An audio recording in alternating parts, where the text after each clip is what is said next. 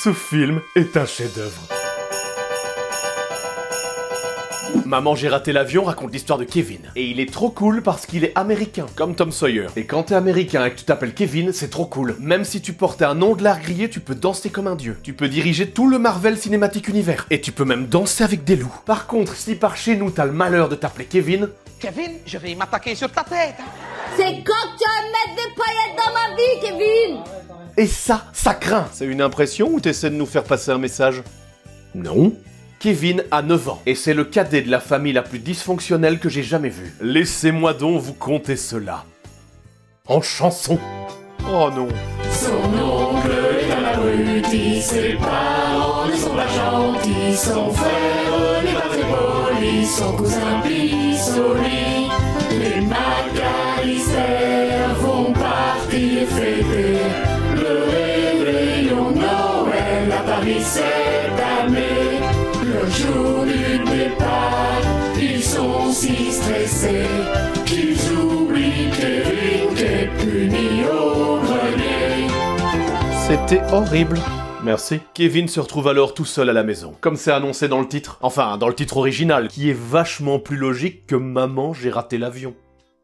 Et il fait ce que ferait n'importe quel gamin qui se retrouve tout seul. Il fout le bordel, il se bouffe des glaces en regardant des films, il fait de la luge dans les escaliers, et il saccage complètement la chambre de son frère, libérant au passage l'araignée de ce dernier. Ce que les cinéphiles avertis ne manqueront pas d'appeler la mygale de Tchekhov. Anton Tchekhov, qui n'a strictement rien à voir avec le médecin dans Star Trek, est un dramaturge russe de la fin du 19e siècle. Et il avait une théorie très intéressante qui disait en substance... Si, dans le premier acte, vous avez libéré une mygale, alors dans le suivant, elle devrait être utilisée.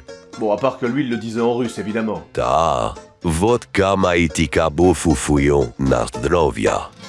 Malheureusement, le bonheur ne dure qu'un temps. Et celui-ci va être gâché par le duo le plus iconique du cinéma. Harry, joué par Joe Pesci, un habitué de chez Scorsese. D'ailleurs, si comme moi vous avez découvert sa carrière après Maman, j'ai raté l'avion, vous avez dû le trouver beaucoup moins marrant. Ça veut dire quoi, marrant, putain de merde à la con, bordel? Qu'est-ce que j'ai de tellement poilant? Dis-le-moi! Dis-moi ce qui est marrant! Et l'autre méchant, c'est Marvin, joué par Daniel Stern, que vous avez pu voir dans...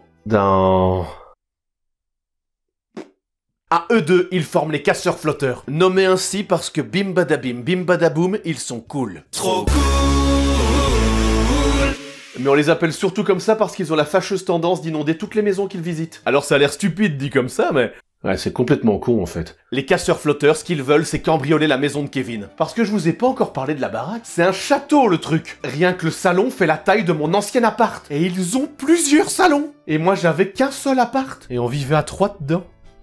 Alors je sais pas ce que les parents de Kevin font dans la vie, mais à mon avis, tout ne doit pas être très légal. Ah bah tiens, en parlant des parents, durant le vol, la maman se rend compte qu'elle aurait peut-être oublié un petit quelque chose à la maison. Kevin! Une fois arrivé à Paris, pas moyen d'appeler chez eux. Bah oui, leur ligne téléphonique à Chicago a été coupée pendant une tempête. Et pourtant, même sans téléphone, Kevin arrive à commander des pizzas. Je vous rappelle qu'à l'époque, Internet n'existait pas. Mon Dieu, tout ce temps. Évidemment, le coin a drôlement changé. Je me souviens de l'époque où à perte de vue, on ne voyait que des champs cultivés. C'est le vieux Peabody qui possédait toutes les terres. Son idée fixe, c'était de faire pousser des pins.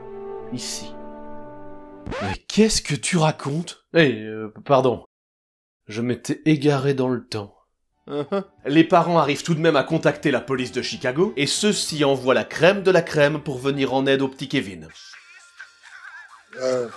Il n'y a personne, ça me paraît tout à fait calme. Demandez-leur de recompter les gosses. Bien reçu. Et on se demandera encore pourquoi ma génération n'a aucune confiance en la police. La maman de Kevin prend alors la lourde décision de ne pas profiter de ses vacances bien méritées. Qu'il pleuve, qu'il vente ou qu'il neige, elle retournera à Chicago. Son parcours sera semé d'embûches. Elle quittera Paris pour se rendre à Dallas. Et de Dallas, elle ira à Scranton, où elle n'achètera pas une seule rame de papier. Et aller à Scranton sans acheter de papier, c'est aussi con que d'aller en Allemagne sans toucher à la bière. No, God, please, no, no! Elle est perdue, désespérée. Mais c'est là que soudain surgit face au vent le vrai héros de tous les temps, Gus Polinski. Le roi de la polka. Vous ne connaissez pas? Non, c'est rien, je peux pas vous en vouloir pour ça. Ils ont fait des trucs bien il y a quelque temps. Vous avez dû entendre polka, polka, polka. Polka, polka, polka. La glorieuse polka. Yamauchi polka. La polka des anges. Embrasse-moi polka. Polka twist. Non, ce sont des chansons. On peut même dire que ce sont des tubes. C'est pas grave, Gus et son orchestre ont loué un minivan, et ils proposent gentiment à la maman de Kevin de la déposer à Chicago. C'est Noël, ma petite dame. Pendant ce temps-là, Kevin, après 2 jours de solitude, se dit « Ah ben dis donc, la bamboche c'est terminé, il serait peut-être temps que j'aille faire mon petit ménage, mes petites courses et ma petite lessive. » C'est ce que se dirait n'importe quel gamin. Non loin de là, tapis dans l'ombre, les casseurs flotteurs attendent leur moment. Dis Harry, qu'est-ce que tu veux faire cette nuit? La même chose que chaque nuit, Marvin. Tenter de vider cette baraque. C'est Marvin et Harry, c'est Harry et Marvin. L'un est tout petit, l'autre un abruti. Quand ils te cambriolent, ils inondent ton sous-sol. Quel malheur, c'est les casseurs flotteurs, flotteurs, flotteurs.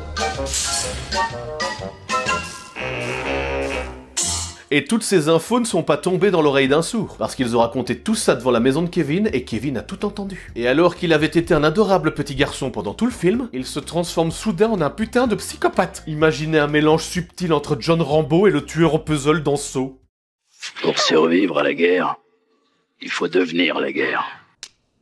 Il piège méticuleusement toute la baraque. C'est la belle nuit de Noël. La neige étend son manteau blanc. Et les casseurs flotteurs arrivent enfin. Pour se faire torturer devant nous pendant 15 minutes. Un quart d'heure de sévices corporels, tous plus brutaux les uns que les autres. Rien ne leur sera épargné. Alors j'ai compté. Ils devraient être morts au moins 10 fois. Mais non, ils se relèvent toujours comme des méchants dans un film d'horreur. Moi je suis prêt à parier que si tu retires leur masque à Michael Myers et Jason Voorhees, t'as les casseurs flotteurs en dessous. Ça fera un super épisode de Scooby-Doo. À un moment, Marvin arrive à attraper Kevin. Mais Kevin se libère grâce à la migale de Tchekhov. On peut dire merci à Anton. Pendant Aïka. Et pendant que les casseurs flotteurs se remettent de leurs blessures, Kevin en profite pour appeler la police.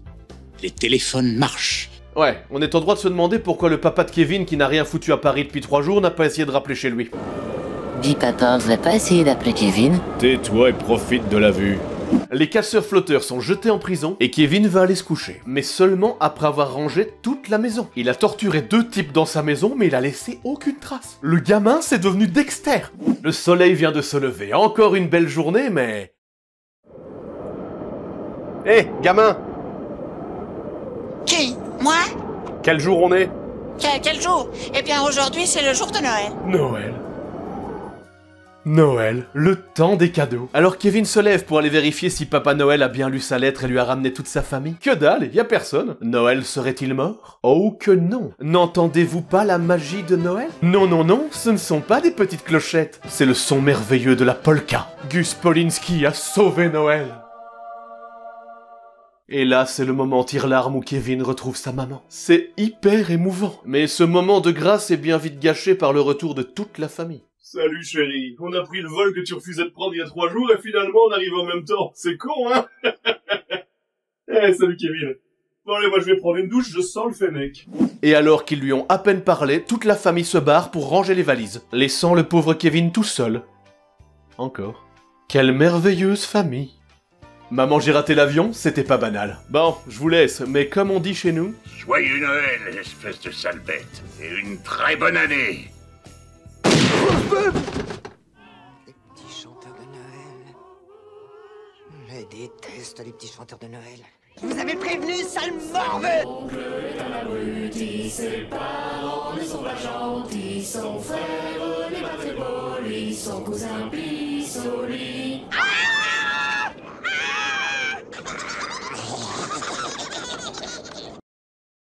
Merci d'avoir regardé cet épisode de Noël. Et si vous voulez me faire un beau cadeau de Noël, n'hésitez pas à en parler partout autour de vous, à vous abonner et à laisser plein de commentaires en dessous. Ça fait plaisir à l'algorithme, mais à moi aussi en fait. Joyeux Noël à tous, soyez sages, et même si c'est de la dinde, ne mangez pas trop gras.